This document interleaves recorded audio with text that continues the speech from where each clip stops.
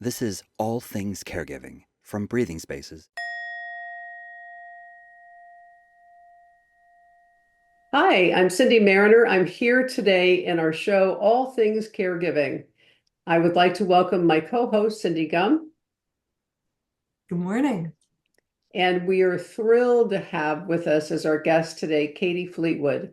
Katie is a member of our Breathing Spaces team and is absolutely a phenomenal human being. And as a teacher, she's beyond phenomenal. So, Katie, welcome with open arms to our group today. Thank you. It's really wonderful to be here.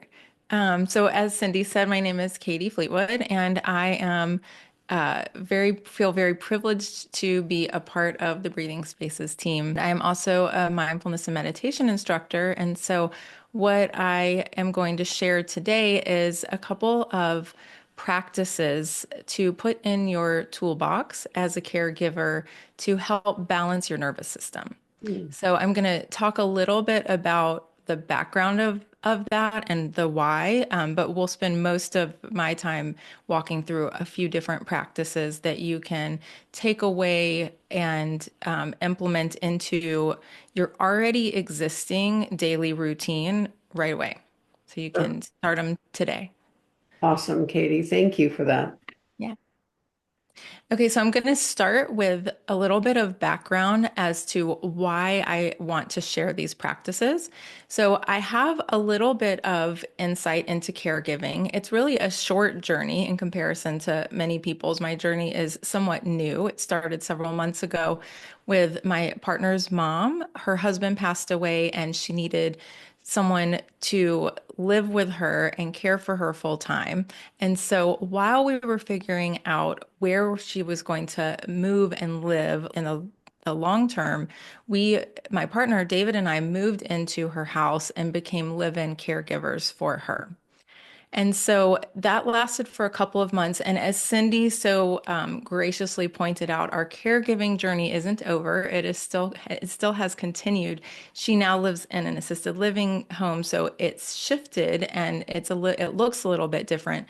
But the period of time when we were staying in her home, being her live-in full-time caregivers, I feel like I got a really big look into what the life of a caregiver is. Mm. Whether you're a professional caregiver or a personal family caregiver, there's a lot of things that actually reminded me of my background as a teacher. And when I say that, I mean basically what's going on with your nervous system. So I saw this thing really recently that was saying, what is the reason that teachers get burnt out?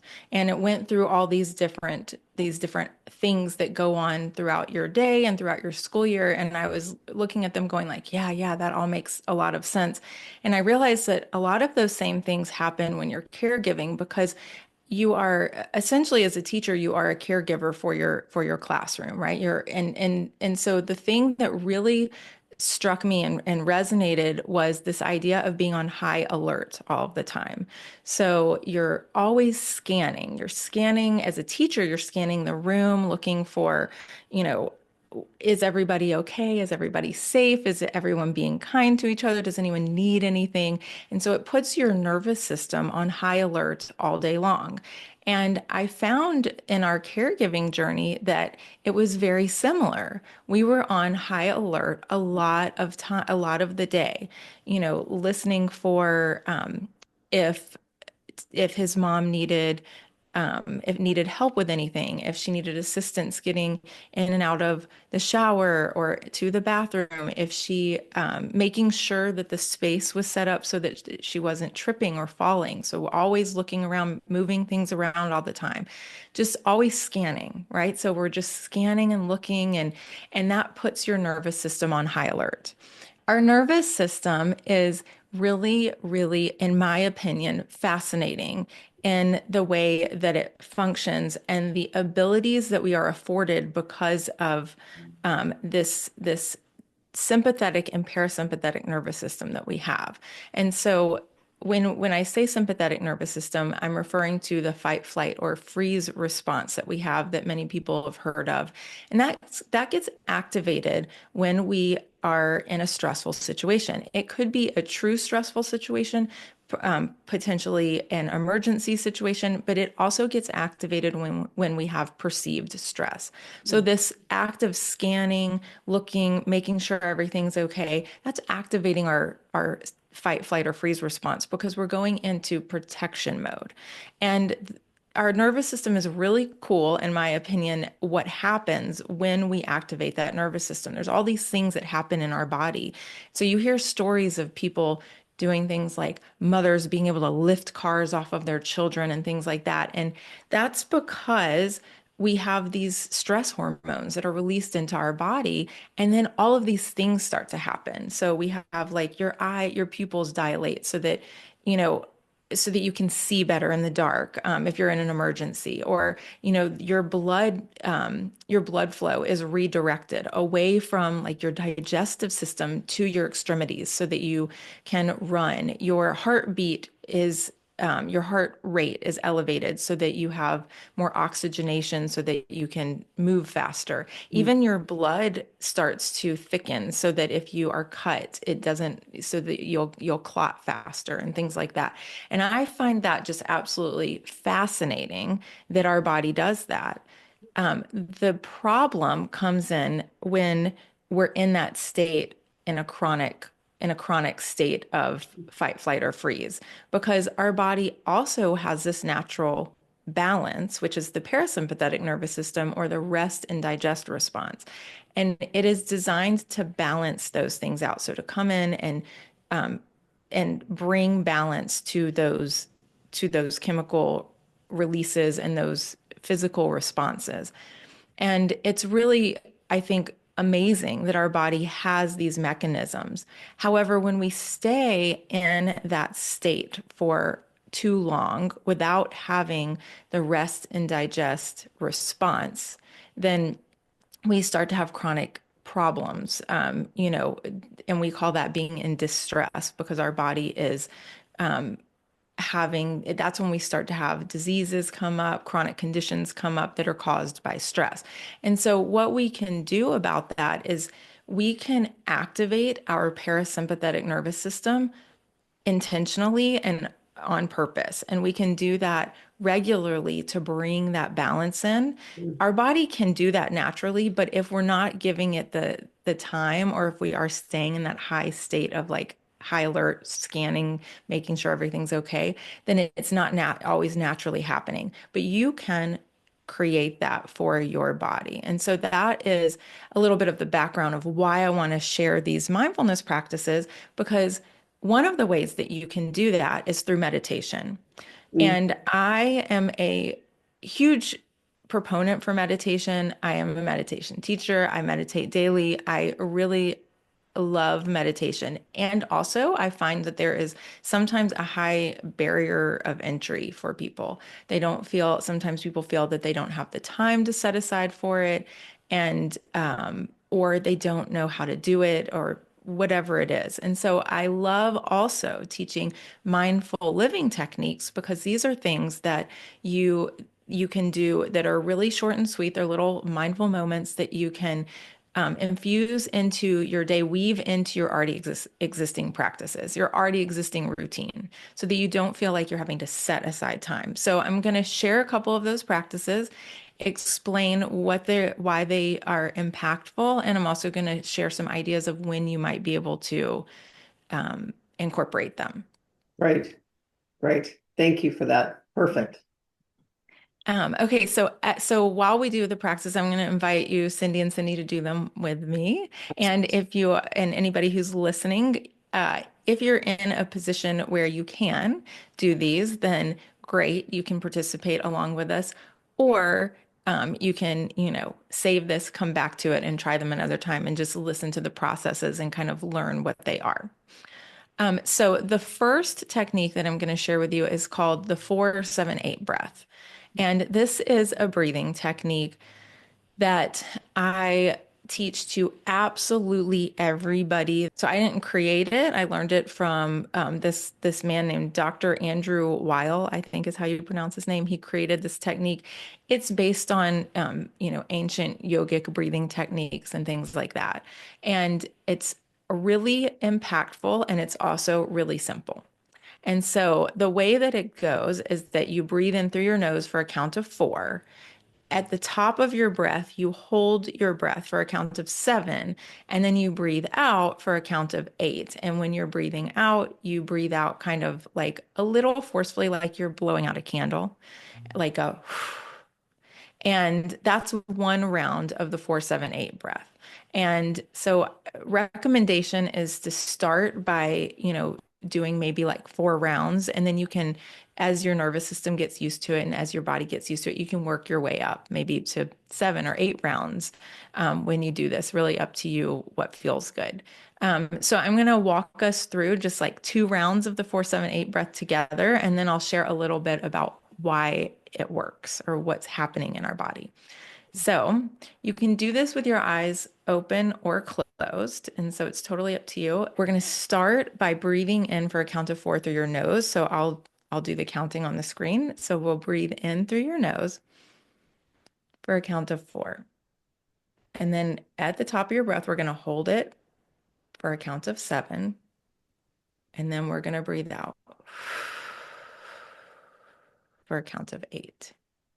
And as you're breathing out, I invite you to kind of relax your shoulders too and just let your body relax. So we'll do one more round of that. Breathe in for a count of 4. Hold it for 7. And then breathe out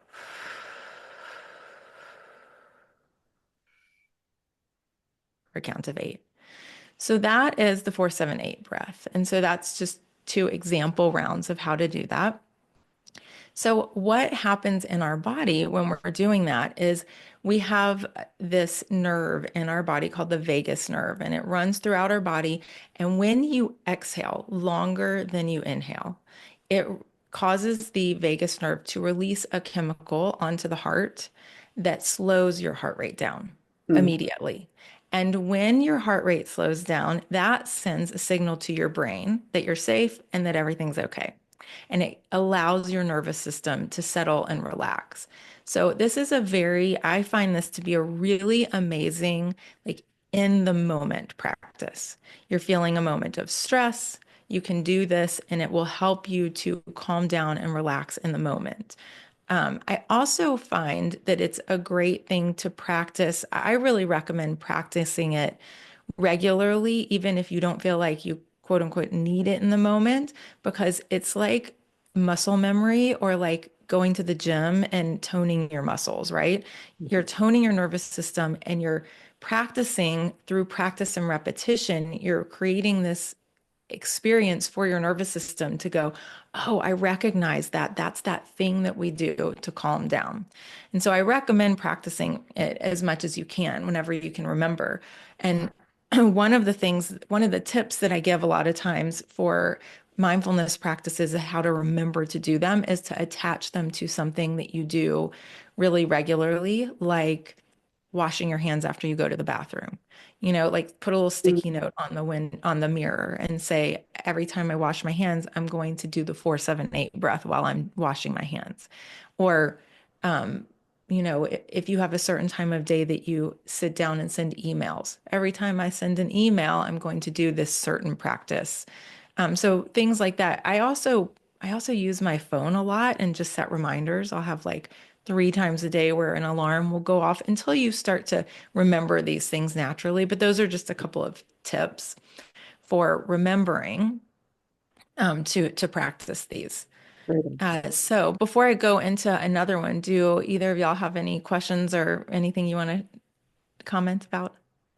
I just think it's fantastic because I've spoken to people before about, you're going to be in the throes of a moment and walk away, go to the bathroom, pull yourself out of the energy that's happening right then, do something to shift it.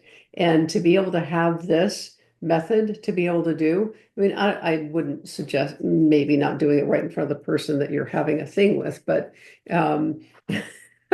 but the person you're caring for. But take that moment to go to the restroom, walk outside, do something because you will shift that energy Right. undoubtedly. So this is beautiful, Katie. Thank you. Yeah, and I want to add too that honestly, Katie, I've never heard this explained so Mm-mm. well. I No. really, and I'm a therapist. This is my wheelhouse, a lot of this, but I've never heard such a succinct explanation along with really concrete way to practice by setting a timer, to alert you a few times a day. We have that technology, most of us do now, and I think that's brilliant. So I'm learning a lot. Thank you. Yeah, No, good, good. Yeah, thank absolutely. Wonderful. Um, okay, so second practice I want to share is called the Five Senses Mindfulness Practice, and it is a grounding practice. Mm. So if you've ever heard anyone say, I've heard this saying of when you pay attention to your breath, you're in the present moment because you can't breathe in the past and you can't breathe in the future. Mm. And I feel that sensory like activating your senses works the same way because when you're listening to sounds, when you're looking at what's in the room right around you, when you're smelling a smell, you might activate a memory from the past, but that is happening in the present moment. So you're bringing yourself into the present moment and you're connecting yourself with your body. So this is a grounding practice. And so the five senses practice is just that. It's activating your five senses. And so we'll walk through it, kind of a brief version of it.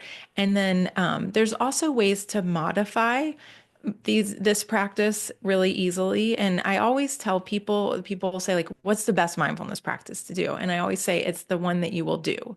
And so I think that it's really important to take these, you learn a practice, but they're they sh they have evolved over time. They all mindfulness practice come from all kinds of different, ancient wisdom and things like that. And so there's no one way to do it. So I always encourage people make it your own. So I'll teach you the five senses practice, and then I'll share a couple ways that I know people modify it. So you can do this, you know, you can do this anywhere, but we're going to start just right now. Where whatever room you're in, if you're walking, this is a great thing to do in nature. If you're in the car, you can do this in the car.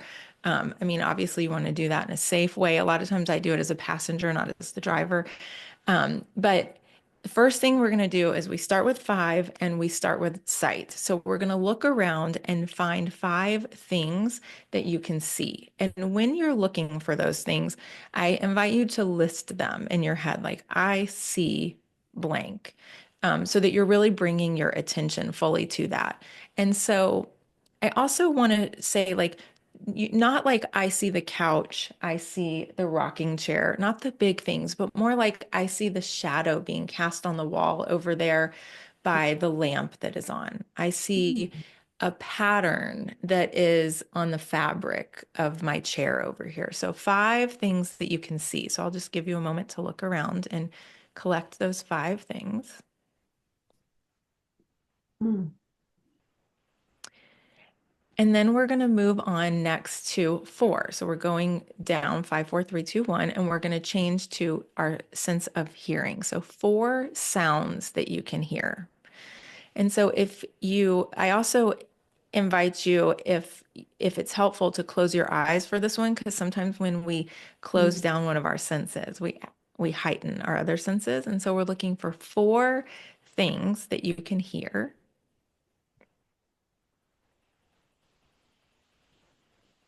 And quite often, when we really start to pay attention, we can hear those sounds that fade off in the background during our day.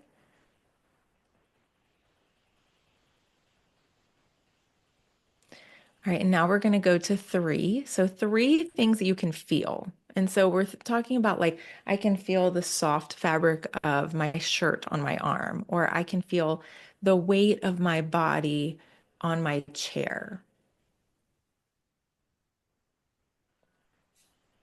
And then we're going to go to two things that you can smell. So, we're going to take a nice breath in through our nose. and see what you can smell. And if you can't find the right number of things, you're still bringing your attention and activating that sense. And so just let that go. If you only smell one thing, or maybe you don't smell anything, that's totally okay as well. And then the last thing is taste, one thing that you can taste. And so I just always kind of like smack my lips a little bit and see if I have the taste left from my sip of tea a few minutes ago, or from breakfast, or whatever it is. So that was the five senses mindfulness practice. And I just want to give a couple of tips on how you can modify it. So some of my students, what they've done is they've taken that and kind of, if they're, let's say that they're in a hurry, or they don't have a lot of time to sit and do all five senses, they'll just isolate it and do one sense. So, listening for sounds, or they might do like 1, 1, 1, 1, 1 instead of 5, 4, 3, 2, 1. So those are just a couple of ways that you can modify that, make it a little bit shorter. You can do this, like I said, when you're walking in nature. You can do this while you're sitting around the dinner table with your family. You can do this in the car. And it's a really wonderful way to reduce stress, bring you into the present moment, and connect you with your body. Mm. And so I'm going to pause there with the practices and turn it back over to Cindy and Cindy, who have some other things to share. So thank you so much for letting me share those things. Absolutely. They were absolutely fantastic. And I can see driving down the road and doing those visual techniques, and pulling yourself back into your body. And you can do it in the middle of a meeting, right? You have a business meeting maybe, and you feel yourself leaving the room. Pull that visual in, and it pulls you back into your own body. So it's fantastic, Katie. Thank you for that. Wow. Yeah. Yeah. And yeah, this is great, Katie. I just have so many good ideas around this for journaling prompts. And so what I invite the listener to do is to either think about one of these prompts. I'll give you 3 prompts. So contemplate, write about, or use this prompt to talk to another caregiver about, or a friend. And I believe Katie's going to put these up for you, so you will have them written and in front of you. So the first prompt is, out of the 5 senses, which sense was easiest for you to access, and which sense was the most difficult? And I would encourage you to think about either, and consider working also not only on the easiest sense, but the one that's a little bit harder to access. Hmm. As a caregiver, these things are really important. Yeah. The second prompt is, what percentage of the time do you think you are on either scanning or high alert? And during those times, if you are, that means your sympathetic nervous system is being activated. You may be living with this 24/7. Right? I mean, Yeah. and I think that's what happens, and that's why caregivers actually physically burn out. So this is really important material. Yeah, it's a very good point. Excellent point. And then the third prompt is, how might you commit to creating just one baby step toward either of these practices? And I encourage you not just to think about it, create an intention and a commitment. A baby step is just one small commitment you can make to yourself and your need for self-care. Thank you so much, Katie. These are great. Yeah. I've learned a lot today from you. Thank you. Yeah. Well, Yes. I really thank you so much for letting me share today. Thanks for having me on. This has been absolutely fantastic today. There is nothing like having takeaways that you can actually work into your daily life as a caregiver. We can all use these. They were absolutely brilliant. And I'm just honored that we had Katie as our guest today. Cindy, I think that one of the things we want to point out to folks that are here watching us, go to our website, go over to breathingspacesfc.com, because you will find Katie on the website with more mindful moments just for you. She's recorded these. These are absolutely fantastic additional takeaways to incorporate into your daily life. So again, this has been absolutely a wonderful session today. And Cindy, do you have anything else to add before we close? Well, I'm kind of excited to incorporate two of these, especially I really like those five senses, and I can't wait to start a baby step toward incorporating that one into my day. So on my walk after this, I'm going to take that out into nature and kind of play with that. And I'm very excited. Thanks so much, Katie.